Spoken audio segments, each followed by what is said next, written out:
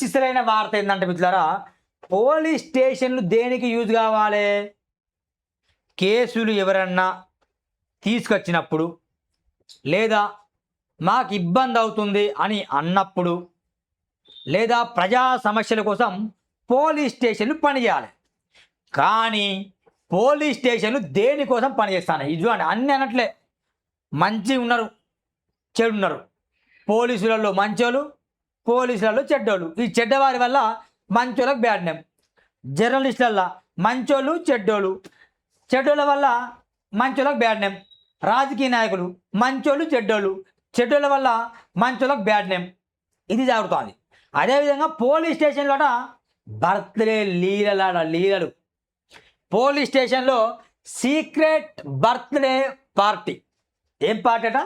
Secret birthday party. ఇట్లా చెయ్యొచ్చా? మరి చెయ్యవచ్చా? చెయ్యకూడదు.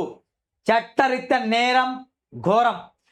ఎవరు చేసినా, ఈ స్థానంలో ఎవరున్నా వెంటనే డీజీపీ ఆనంద్ గారు సస్పెండ్ చేయండి, సర్వీస్ రిమూవల్ చేయండి. దేనికి పనికిరాదు. అన్న కొంచెం బ్యాటరీ డౌన్ అవుతుంది, వేరే పెట్టు, ఓకేనా?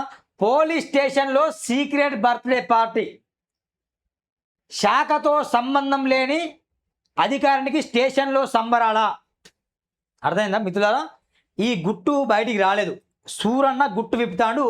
ఈ మన సమాజం అనే పేపర్లో కూడా ఈ కథనం ప్రచురమైంది.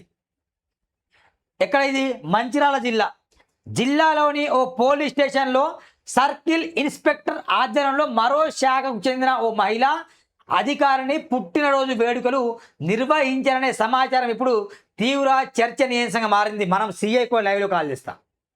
సిఐకి లైవ్లో కాల్ చేద్దాం. ఆ సిఐ ఎవరు, ఆయన భాగవతమైంది, అది నిజమా అబద్ధమా అని మాట్లాడే ప్రయత్నం చేద్దాం. వాస్తవానికి సిఐ ఫోన్ లేపడు. ఒకవేళ లేపినా అది అబద్ధం అని చెప్తాడు. నేను ముందే చెప్తున్నా. లెట్స్ మనం ప్రయత్నం చేద్దాం. రైట్, ఇక వార్త వెళ్తే, ఓ మహిళా అధికారిని పుట్టినరోజు వేడుకలు నిర్వహించాలనే సమాచారం ఇప్పుడు తీవ్ర చర్చనీయాంశంగా మారింది.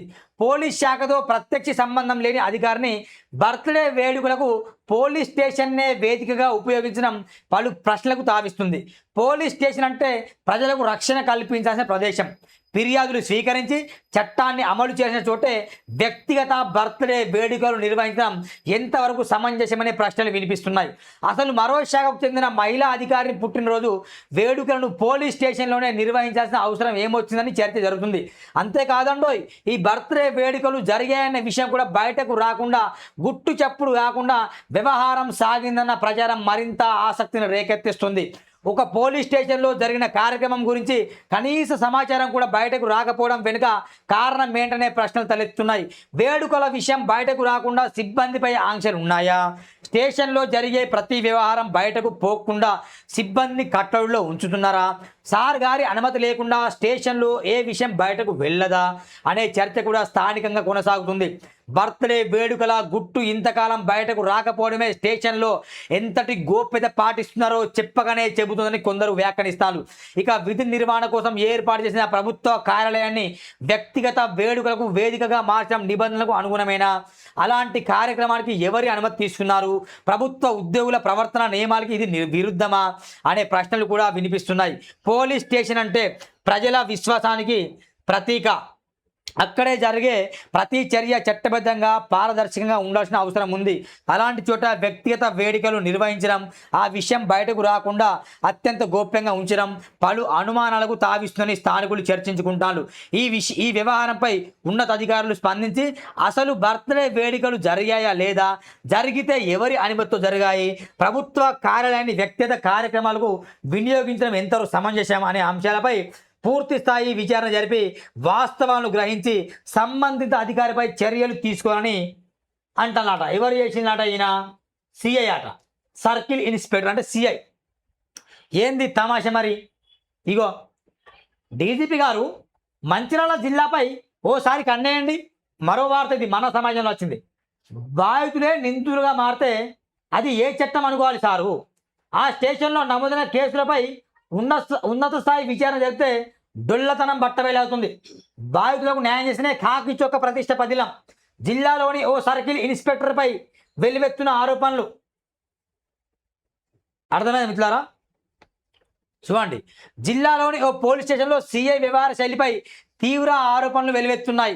న్యాయం కోసం పోలీసులను ఆశ్రయిస్తున్న బాధితులనే నిందితులుగా మార్చి అక్రమ కేసులు బనాయిస్తూ ఇబ్బందులకు గురి చేస్తున్న ఆరోపణలు స్థానికంగా చర్చనీయంగా మారాయి. గతంలో జిల్లాలోని మరో పోలీస్ స్టేషన్లో పనిచేసిన సమయంలోనూ ఇదే తరహా వ్యవహార శైలిలో అక్రమ కేసులు నమోదు చేసిన విమర్శలు సదారు సీఐపై ఉన్నాయి. ఆయన పనితీరు ప్రవర్తన నచ్చకపోవడంతో ప్రజాప్రతినిధులు సైతం ఆయనకు మరోసారి అవకాశం ఇవ్వకుండా మరొక అధికారికి అవకాశం కల్పించారనే ప్రచారం ఉంది. అయినప్పటికీ ఎక్కడ పనిచేసిన వివాదాలు ఆరోపణలు ఆయనను వెంటాడుతున్నాం పోలీస్ శాఖలో చర్చకు దారితీస్తుంది. ఒక పోలీస్ అధికారి తీరుతో బాధితులే నిందితులుగా మారుతుండే భావన ప్రజల్లో కలిగితే అది కేవలం ఒక అధికారిపై వచ్చిన ఆరోపణగా చూడలేం. మొత్తం పోలీస్ వ్యవస్థపై ప్రజలకు ఉన్న నమ్మకాన్నే అది మచ్చగా మారుతుండే అభిప్రాయాలు వ్యక్తమవుతున్నాయి. డీజీపీ సార్ దృష్టి పెట్టండి, మరి ఈ భాగవతం ఏంది, ఈ కథ ఏంది, ఈ బర్త్డే పార్టీ ఏంది, అసలు ఎందుకు జరిగింది, పర్మిషన్ తీసుకొని చేసిందా, అయితే నిజంగా అట్లా చెయ్యొచ్చా, అసలు జరిగిందా జరగలేదా? Let's see. We have call to లైవ్లో సిఐ కాల్ చేద్దాం. సిఐ గారు, మీ మీద వస్తున్న ఆరోపణలు నిజమా అబద్ధమా ఇప్పుడు మీరు చెప్పే అవసరమే ఉంటుంది.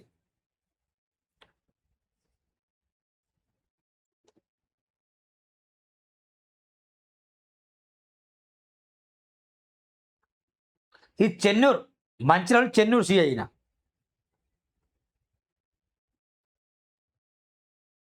మీరు డయల్ చేసిన నంబర్ ఉపయోగంలో లేదు, దయచేసి డయల్ చేసిన నంబర్ను సరి చేసుకోండి. ఉపయోగం ఉన్నది కానీ లేదని వస్తుంది. ఇది ఉపయోగం ఉన్నట్టే.